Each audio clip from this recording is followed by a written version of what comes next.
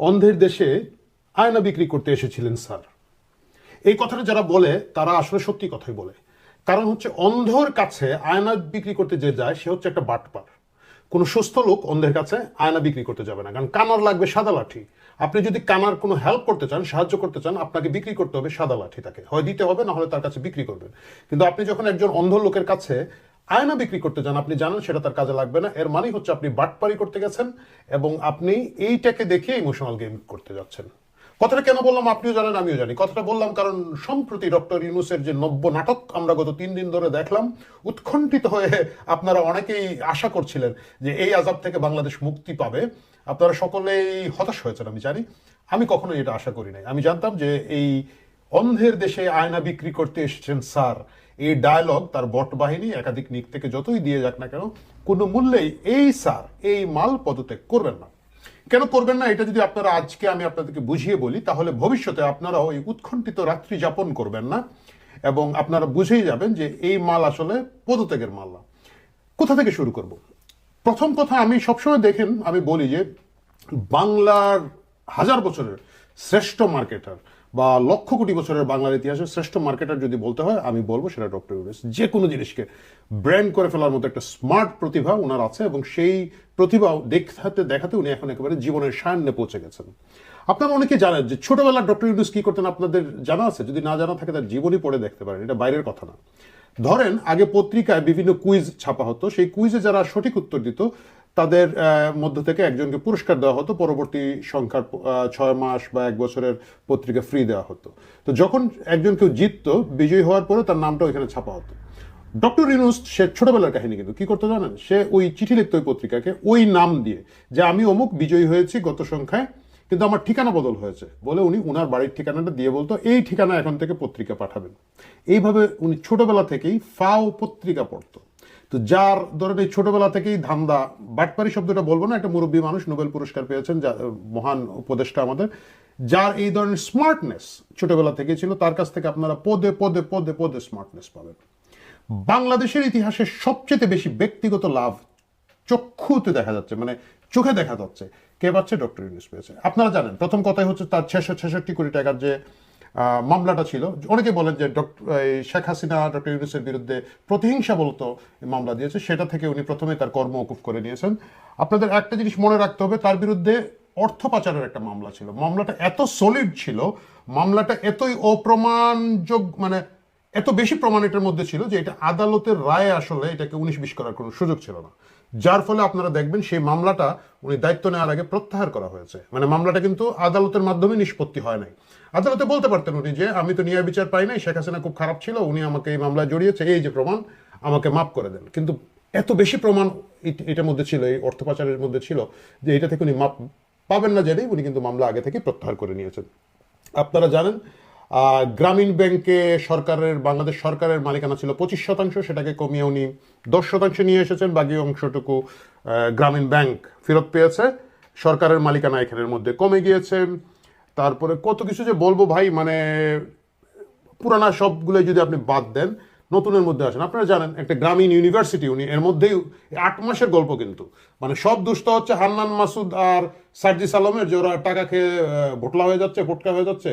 কিন্তু তাদের বছরে বছরে যিনি আছেন তার হিসাবগুলো যদি আপনারা নেন, তাহলে দেখবেন যে এটা বিশাল লাভজনক ইনভেস্টমেন্ট তার জন্য হয়েছে। গ্রামীণ বিশ্ববিদ্যালয় উনি নিয়েছেন, গ্রামীণের নামে মিনিমাম 20টার উপর, আমি শুনেছি 22টা প্রতিষ্ঠান ইতিমধ্যেই আছে। তারপরে উনি কিন্তু একটা আদম ব্যাপারের লাইসেন্স নেওয়ার লোকটাও সারতে পারেন নাই। মানে আপনারা জানেন যে গ্রামীণের নামে একটা রিক্রুটমেন্ট এজেন্সি লাইসেন্সও গত 8 মাসের মধ্যে নেওয়া হয়েছে, একটাই লাইসেন্স, এবং সেটা ওনার মাধ্যমে হয়েছে। বিকাশ এবং রকেটের ব্যবসা খুব জমজমাট, সুতরাং সেখানে ডক্টর ইউনূসের গ্রামীণ ওয়ালেট চালু হতে যাচ্ছে, সেটারও অনুমোদন পেয়ে গিয়েছেন। তো এত কিছু যিনি 8 মাসের মধ্যে পেয়ে গিয়েছেন, আপনি কি মনে করেন উনি আপনার উপর আমার উপর রাগ করে, ওয়াকারের উপরে রাগ করে ক্ষমতা ছেড়ে চলে যাবেন? এই মজা ছেড়ে চলে যাওয়ার লোক উনি, যিনি ছোটবেলা থেকেই পত্রিকায় চিঠি লিখে একজনের হক মেরে সেটা উনি নিজে পুরস্কারটা নিয়ে নিতেন, সেই লোক সম্ভব না।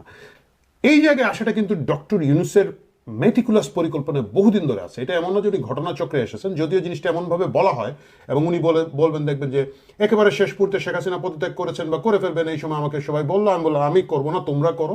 পরে অনেক চাপ চুপ দিয়ে তারপরে তারা ওনাকে নিয়ে আসলো। এটা কিন্তু নয়। আপনারা দেখবেন 1993 সালে জায়জাদিন পত্রিকায় একটা লেখা আছে, আপনারা যদি পেয়ে থাকেন, আমার দল বলে একটা রাজনৈতিক দলের রূপরেখা ডক্টর ইউনূস দিয়েছিলেন, যেটা আসলে গণফোরাম যখন তৈরি হয়, গণফোরামে প্রধান বক্তা হিসেবে তিনি ছিলেন, খুব সম্ভবত প্রধান অতিথি, প্রধান বক্তা হিসেবে ছিলেন। গণফোরাম যেদিন তৈরি হয়, ঘোষণা হয়, সেদিন তিনি এটাকে মেইন প্রবন্ধ হিসেবে পড়েছিলেন। আমার এখন লেখাটি অনেকখানি মনে আছে। আমার দল, সেটা অনেকটাই গ্রামীণ ব্যাংকের ফর্মুলা, যে এটার কোনো আসলে ওই ট্র্যাডিশনাল সিস্টেমে কমিটি থাকবে না, এটা কমিটি 10 জন 12 জন 20 জনের এক একটা ইউনিট হবে। সেটা একটা প্রথম চেষ্টা উনি করেছিলেন। এটা হচ্ছে কি, এক ধরনের মানসিকভাবে লোকজনকে প্রস্তুত করা, অনেক আগে থেকে এক ধরনের প্রস্তুতি, যে এইভাবে রাজনীতিতে আসতে চাই বা এই হাওয়াটা দেওয়া, সেটা উনি করেছিলেন। কিন্তু সেটা সেই সময় কিন্তু খুব একটা কাজে আসে নাই। পরবর্তীতে যখন বাংলাদেশ একটা বড় সংকটে পড়লো 2007 সালে, 111-এর সরকার আসলো, সেই সময় উনি হঠাৎ করে নাগরিক শক্তি নামে একটা রাজনৈতিক দলের ঘোষণা দিলেন এবং সেটার পিছনে উনি অনেক খাটাখাটি করেছেন, অনেক প্রস্তুতি করেছেন, প্রস্তুতি নিয়েছেন। যদিও এখন উনি বলেন, না না, আমি এয়ারপোর্টে যাচ্ছিলাম, লোকজন জিজ্ঞেস করছিল, আমি বলছি একটা দল, বলছে নাম কি, বলছে দেন নাগরিক শক্তি। আপনারা যদি তখনকার ওনার বিবৃতিগুলো পড়েন, প্রথম আলো ওনার লেখাগুলো দেখেন, তাহলে দেখবেন যে মোটেও তা ছিল না। এটা খুবই সফিস্টিকেটেড এবং পরিকল্পিত একটা রাজনৈতিক দল উনি তৈরি করতে চেয়েছিলেন, যেটার পিছনে ধারণা করা হয় তখনকার কিংস পার্টি, যারা মঈনুদ্দিন ফখরুদ্দিনের সরকার ছিল, তাদের ব্যাকিং ছিল। দুর্ভাগ্য তখনও ওনার, কারণ ওনার সাথে যথেষ্ট পরিমাণ লোকজন যায় নাই, কিছু টাউটবাট জোগাড় হয়েছিল, ভদ্রলোকরা যেতে চান নাই। এবং তিনি যখন এই দলটা বন্ধ করেন, সম্ভবত 5 বা 6 সপ্তাহ পরে, সেই চিঠিতে উনি বলেছেন যে আমি আশা করেছিলাম যারা আমার সাথে আসবে তারা কেউ আসে নাই, তাই জন্য আমি আর এই রাজনৈতিক দলের মধ্যে যাব না। এটা ছিল তার সেকেন্ড উদ্যোগ, এবং এখন এসে উনি তৃতীয় উদ্যোগে পড়েছেন এবং অবশেষে তিনি ক্ষমতায় বসেছেন। আপনারা অনেকে আমার সাথে দ্বিমত করবেন যে না, উনি আসলে তখন তো কোনো উপায় ছিল না, হঠাৎ করে কোটা বিরোধী একটা আন্দোলন চলে গেল, কোথায় যেন চলে গেল, যেতে যেতে দেখা গেল যে শেখ হাসিনা পতনের আন্দোলন হলো এবং শেখ হাসিনার এবং আওয়ামী লীগ সরকারের পতন ঘটলো। তখন তো আমাদের আসলে কোনো উপায় ছিল না। উনি মোটেও এটা জানতেন না, উনি বাইরে বসেছিলেন। আপনি ডক্টর ইউনূসের নিয়োগগুলো যদি দেখেন, তাহলে দেখবেন যে গেমটা আসলে এইখানে না। এখন এই যে উনি পদত্যাগের নাটকটা 2 দিন ধরে করছেন, কারণটা কি? ওনার পদত্যাগ তো কেউ চায় নাই। মানে স্টেক হোল্ডারদের মধ্যে আমি যাদেরকে বলবো, আওয়ামী লীগকে বলবো না, আওয়ামী লীগ খেলার বাইরে, তাদেরকে দুধ ভাত, তাদেরকে আপাতত আমরা মাঠের বাইরে রেখেছি। রেখে যদি দেখেন, বড় স্টেক হোল্ডার হচ্ছে বিএনপি। বিএনপি কিন্তু ডক্টর ইউনূসের পদত্যাগ চায় নাই। জামাত ইসলাম তো চাওয়ার কথাই না, তারা ওনার নিয়োজিত বা নিযুক্ত সেনাবাহিনী প্রধান বারবার বলছেন আমি ডক্টর ইউনূসকে, যেহেতু সেনাবাহিনী একটা বড় স্টেক এই মুহূর্তে, আমরা তার সাথে আছি। তাহলে ওনার পদত্যাগ কিন্তু কেউ চায় নাই, তাহলে উনি পদত্যাগ করতে চাচ্ছেন কেন? বিএনপি কার পদত্যাগ চাইছে? খলিলুর রহমানের। খলিলুর রহমান লোকটাকে, খলিলুর রহমান এর আগে কখন এসেছে আপনাদের মনে আছে? যখন জাস্টিস লতিফুর রহমানের কেয়ারটেকার সরকার ছিল, তখন কিন্তু খলিলুর রহমান এই দেশে এসেছিল। সারা জীবন সে বেচারা আমেরিকা ছিল। তাকে জাতীয় নিরাপত্তা উপদেষ্টা করা হয়েছে। এই পদটা তৈরি করে উপদেষ্টা সমান মন্ত্রী স্ট্যাটাস দিয়ে তাকে আনা হয়েছে। একটা অভিযোগ আছে যে সে একটা আমেরিকান সিটিজেন, সম্ভাবনা খুব বেশি। যদিও সে খুব কৌশলে জবাব দেয়, সে বলে না কিন্তু যে আমি আমেরিকান সিটিজেন অথবা সিটিজেন না, সে বলে আমার আমেরিকান পাসপোর্ট নাই। হতে পারে তোমার পাসপোর্টের মেয়াদ শেষ হয়ে গেছে। এই ট্যাকটিক এবং ধান্দাবাজি কিন্তু এরা করে। সেই খলিলুর রহমানকে নিয়ে আসা হয়েছে। বাংলাদেশে একটা লোক খুঁজে পাওয়া যায় না যিনি জাতীয় নিরাপত্তা উপদেষ্টা হতে পারেন। বাংলাদেশের সেনাবাহিনীর অনেক সাবেক সেনা প্রধান আছেন, যাদের দেশপ্রেম, যাদের প্রতিষ্ঠিত, যাদের আন্তরিকতার ব্যাপারটা আছে, তাদেরকে কেউ করা যায়নি। প্রফেশনাল অন্য কোনো জায়গা থেকে আনা যায়নি। বাংলাদেশে একটা যোগ্য লোক পাওয়া যায় না, আনা হচ্ছে খলিলুর রহমানকে। খলিলুর রহমানকে দুনিয়ার কোথাও এর আগে নিরাপত্তা বিষয়ক কোনো কাজ করেছেন? কিছুই করেন নাই। উনি একটা হাফ কূটনীতিবিদ ছিলেন, মানে পররাষ্ট্র মন্ত্রণালয়ে ছিলেন, তারপরে চাকরির মেয়াদ পূর্ণ না করে তিনি রিজাইন করেছিলেন, বা যাই হোক চাকরি ছেড়ে দিয়েছিলেন, দিয়ে তিনি বিভিন্ন প্রতিষ্ঠানে কাজ করেছেন, আমেরিকায় আছেন। রজার রহমান নামে ফেসবুক চালাতেন, এবং কেন উনি একটা সম্মানী লোক রজার রহমান হয়ে গেলেন সেটাও আমরা জানি না। যাই হোক, এই রহস্যাবৃত লোকটাকে এনে বাংলাদেশে নিরাপত্তা উপদেষ্টা বানানো হলো, জাতীয় নিরাপত্তা উপদেষ্টা। গুড। কখন বানানো হলো? যখন মায়ানমারের দিকে একটা যুদ্ধ করিডোর দেওয়ার জন্য একটা প্রস্তুতি সরকার নিয়েছে। সেন্ট মার্টিনের লোকজনকে যেতে দিচ্ছে না, এবং ওই অঞ্চলে যা কাজ হচ্ছে তা শেখ হাসিনা আগে যেটা বলেছিলেন, শেখ হাসিনা বলেছিলেন যে ওই অঞ্চলকে একটা বিচ্ছিন্ন অঞ্চল করার জন্য, খ্রিস্টান অধ্যুষিত অঞ্চল করার জন্য, বা কোনোভাবে বাংলাদেশ থেকে বিচ্ছিন্ন করে দিলে, এবং ওই সব জায়গায় যদি আমরা বিশেষ বিশেষ মহলকে সুযোগ দিই, তাহলে আমি ক্ষমতায় থাকতে পারবো। সেই কথাটা কিন্তু আমরা তখন বুঝেছি, আমি ব্যক্তিগতভাবে মনে করেছি যে শেখ হাসিনা আসলে কি বলেন না বলেন, রাজনীতি করার জন্য একটা কিছু বলে ফেললো। কিন্তু আজকে সেই উপলব্ধিটা হচ্ছে যে কথার মধ্যে কিছুটা যে সন্দেহ আমরা করেছিলাম যে একটা কি বলা যায় অবিশ্বাস্য কথা, সেটা বোধহয় নয়। যাই হোক, যেটা বলছিলাম, যেই মাত্র খলিলুর রহমানের পদত্যাগ বিএনপি চাইলো, আপনি দেখবেন তখনই কিন্তু মূল গেমটা জমলো।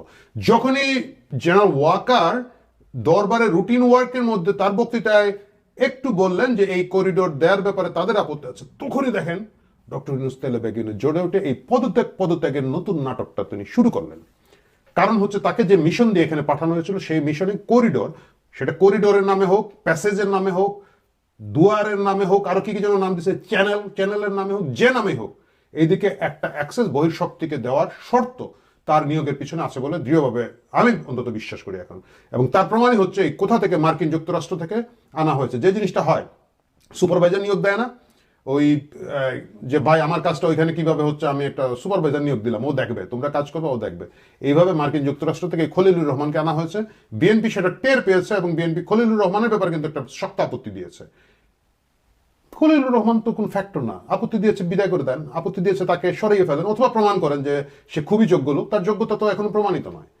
কিন্তু এটা এমনভাবে ডক্টর ইউনূসকে এসে লাগলো কারণ খলিলুর রহমানের নিয়োগ তার হাতে নাই, বা ওই যে পুরো প্যাকেজ এন্ড প্রসেসের ভিতর দিয়ে এই জিনিসটা আছে। এই জন্য তিনি গত কয়েকদিন ধরে নাটক করলেন। এই নাটক আগামীতে আরেকটু বাড়বে। তার যে ওস্তাদরা আছে জামাত ইসলামে, তারা সর্বদলীয় বৈঠক ডেকেছে। আমার ধারণা এই ভিডিওটা যখন আপনারা দেখবেন শনিবারে, তখন আমি শুনেছি জুলাই সামথিং একটা ব্যানারে শাহবাগে আবার গরু টরু জবাই করে লোকজন জড়ো করার চেষ্টা হচ্ছে, ওইখানে কিছু লোক হবে এবং এবার হয়তো ভালো লোক হইতে পারে, কারণ জামাত মাঝখানে এনসিপি কে লোকজন দেয় নাই। এনসিপির লোকজন মাহফুজ আলম দেখলাম মাপটাপ চেয়েছে, এখনো তো আবার লোক দিবে। সে লোক দিলে এখানে অনেক লোক আবার বলবে যে স্যার আপনি অন্ধের দেশে কেন কি যেন আয়না বিক্রি করতে এলেন। প্রিয় দর্শক, এই নাটক দেখতে থাকুন, কিন্তু এই বিশ্বাসটা রাখুন, ডক্টর ইউনূস সেধে নিজে থেকে পদত্যাগ করবেন না, যদি না তাকে বাধ্য করা হয়। যদিও দেখা যাচ্ছে যে সেনাবাহিনী খুবই অ্যাডামেন্ট ডিসেম্বরে নির্বাচন দেওয়ার ব্যাপারে, ডিসেম্বর থেকে জুনের ভিতরে নির্বাচন দিবেন বলে একটা ফাঁক ডক্টর ইউনূস এবং তার সাঙ্গপাঙ্গরা বলছেন। ততক্ষণে যদি কি বলা যায় তেতে ওঠে পরিবেশ, তাহলে ওনারা একটা খুব সুন্দর করে নির্বাচন দিয়ে ইতিমধ্যে গ্রামীণের নামে হয়তো আরো কি কি বাকি আছে আল্লাহ জানো, সেই লাইসেন্স গুলো বাগিয়ে, মামলাগুলো সরিয়ে, করগুলা মাপ করিয়ে ওনারা ক্ষান্ত হয়ে বিদায় নেবেন। আর যদি দেখা যায় যে পরিস্থিতি তাকিয়ে উঠবে না, পরিস্থিতি শান্ত আছে, কারো কোনো আপত্তি নাই, আমার ধারণা আগামী 5, 7, 10 বছর ধরে এরা যাওয়ার কোনো নামগন্ধ করবেন না। সুতরাং আপনারা যারা পিঠ বাঁচাতে চান, যারা মাথা বাঁচাতে চান, তারা আমার মতো ফেসবুকে গিয়ে ডক্টর ইউনূসকে 5 বছর চাই, 10 বছর চাই, 20 বছর চাই, এরকম কিছু ইভেন্ট হয় নিজে তৈরি করুন, নাহলে অনেকগুলো ইভেন্ট আছে এই তাদের যে বট বাহিনী তৈরি করেছে ওইখানে গিয়ে লাইক মেরে থাকুন। ভবিষ্যৎ আপনাদের জন্য হয়তো কিছুটা হলেও নিরাপদ হতে পারে।